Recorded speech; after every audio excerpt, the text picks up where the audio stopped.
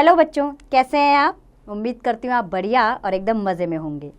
बच्चों, आज हम पढ़ेंगे भाषा, लिपि और व्याकरण। बच्चों, इस पाठ की शुरुआत हम सबसे पहले भाषा से करेंगे, अर्थात हम जानेंगे कि भाषा किसे कहते हैं। आप सभी इस बात से भली भांति परिचित हैं कि कोई भी व्यक्ति अधिक समय तक अकेला नहीं रह सकता। इसी से समाज का निर्माण हुआ और इसी कारण मनुष्य सामाजिक प्राणी कहलाता है। यह भी स्वाभाविक है कि जब दो मनुष्य आपस में मिलते हैं तो वे आपस में कुछ न कुछ कहते और सुनते हैं। मनुष्य की इसी प्रवृत्ति के परिणाम स्वरूप ही भाषा का जन्म हुआ है। भाषा को हम 3 प्रकार से व्यक्त कर सकते हैं: लिखकर, बोलकर और संकेतों द्वारा। आइए एक बार हम भाषा की परिभाषा जान लेते हैं। भाषा वह साधन है जिसके द्वारा हम अपने भावों तथा विचारों को दूसरों के सामने बोलकर अथवा लिखकर प्रकट करते हैं तथा दूसरों के भावों व विचारों को सुनकर और पढ़कर समझते हैं। बच्चों, विभिन्न देशों में रहने वाले लोग भिन्न भिन्न भाषा का प्रयोग करते हैं, जिनमें हिंदी, अंग्रेजी, जापानी, रूसी, जर्मन, फ्रेंच, उर्दू आदि प्रमुख है। हमारे देश भारत में 22 भाषाओं को मान्यता प्रदान है, जो कि इस प्रकार है। तो कौन कौन सी है वो भाषाएं, उन्हें जान लेते हैं। वो भाषाएं हैं हिंदी, संस्कृत, पंजाबी, मराठी, उड़िया, गुजराती, असमिया, कश्मीरी, कन्नड़, बंगला, तमिल, तेलुगु, मलयालम, मणिपुरी, कोंकणी, सिंधी, नेपाली, बोडो, संथाली, डोंगरी, मैथिली तथा उर्दू। ये 22 भाषाएं हैं जिन्हें संविधान में मान्यता प्रदान है। आइए अब हम जानें भाषा के प्रकार कौन कौन से हैं। भाषा निम्नलिखित 3 प्रकार की होती है। पहली, लिखित भाषा। सबसे पहले हम जानेंगे लिखित भाषा क्या है।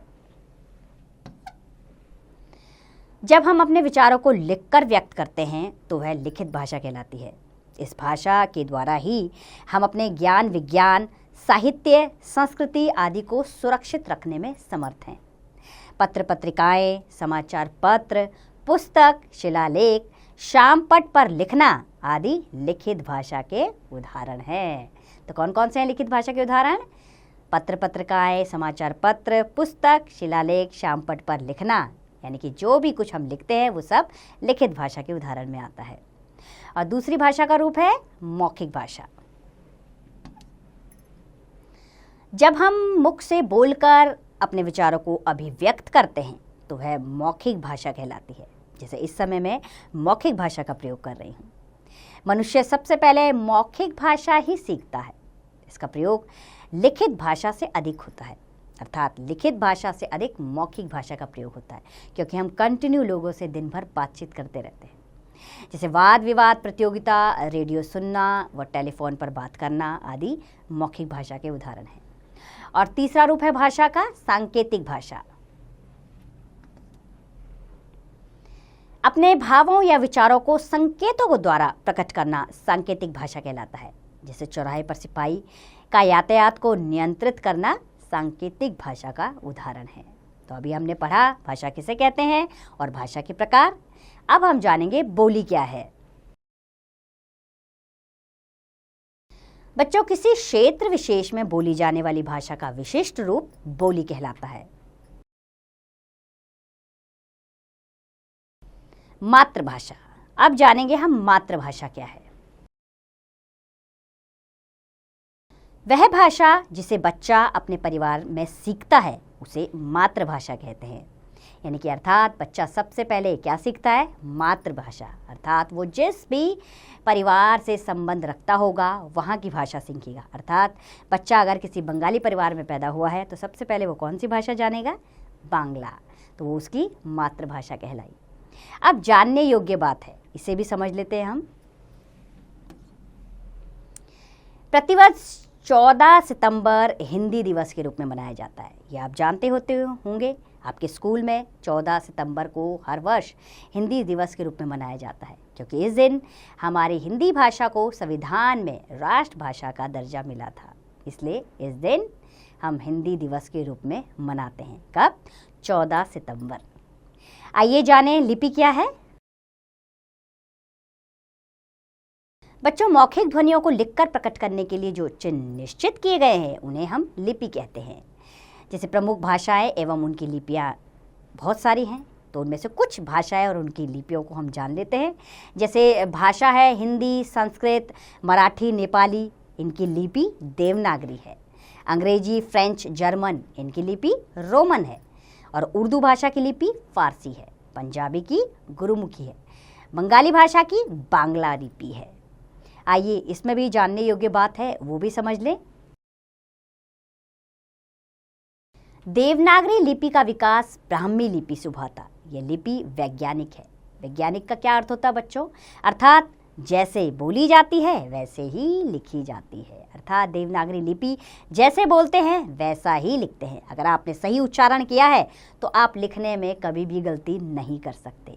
इसलिए हमेशा हिंदी भाषा का उच्चारण सही तरीके से करना चाहिए, फिर आपको लिखने में कभी भी कोई अशुद्धि नहीं हो सकती।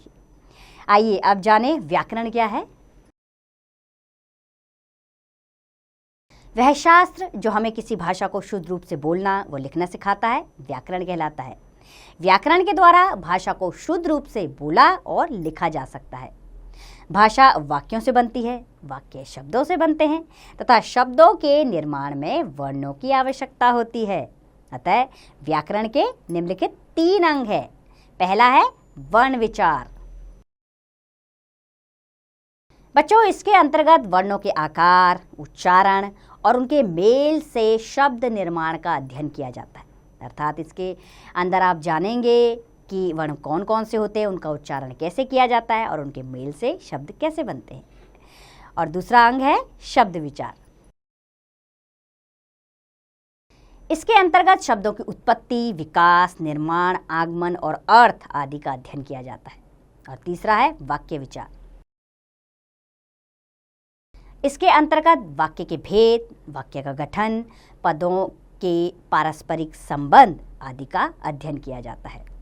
तो अभी हमने पढ़े वर्ण और उसके अंग। अब हम जानेंगे साहित्य क्या है। बच्चों, किसी भी भाषा में ज्ञान की बातों को लिखकर आने वाली पीढ़ियों के लिए सुरक्षित रखा जाता है। इन बातों से मानव जाति का कल्याण होता है। अब देखिए, इतिहास में जो भी घटित हुआ वो हमें कैसे पता है, हम कैसे उसकी जानकारी ले पाते हैं? क्योंकि वो लिखित रूप में हमारे सामने है। हमारे पुरखों ने वो लिखित रूप में हमारे लिए रखा, तभी तो आज हम इस जानकारी को जान सके हैं। इसी तरह आज जो घट रहा है उसे भी हम लिखित रूप में करते हैं, लिखते हैं, इसीलिए ताकि हमारे आगे आने वाली पीढ़ी इस इतिहास को जान सके। तो यही क्या है? साहित्य है। यही संचित कोश उस भाषा का साहित्य कहलाता है। तो आइए साहित्य की परिभाषा जान लें। किसी भाषा के ज्ञान के संचित कोश को साहित्य कहते हैं। अब इस पाठ में ध्यान देने योग्य बातें हैं, उन्हें जान लेते हैं हम। जिस साधन के द्वारा मनुष्य लिखकर, पढ़कर, बोलकर तथा सुनकर अपने भावों व विचारों का आदान प्रदान करता है उसे भाषा कहते हैं। भाषा के 3 रूप हैं: मौखिक भाषा, लिखित भाषा तथा सांकेतिक भाषा। जिस भाषा को बच्चा अपने परिवार में सीखता है उसे मातृभाषा कहते हैं। भाषा को जिन चिन्हों या संकेतों द्वारा लिखा जाता है उन चिन्हों को लिपि कहते हैं। व्याकरण भाषा के शुद्ध रूप को बोलने व लिखने के नियमों का ज्ञान कराता है। किसी भी भाषा के ज्ञान के संचित कोश को साहित्य कहते हैं। तो उम्मीद करती हूँ बच्चों आप इस पाठ को अच्छे से समझ गए होंगे। आप जान गए होंगे भाषा किसे कहते हैं, लिपि क्या है, साहित्य क्या है। ये सब जानकारी आपको इस पाठ के द्वारा मिली। अब इस पाठ का अभ्यास कार्य आप स्वयं कीजिए।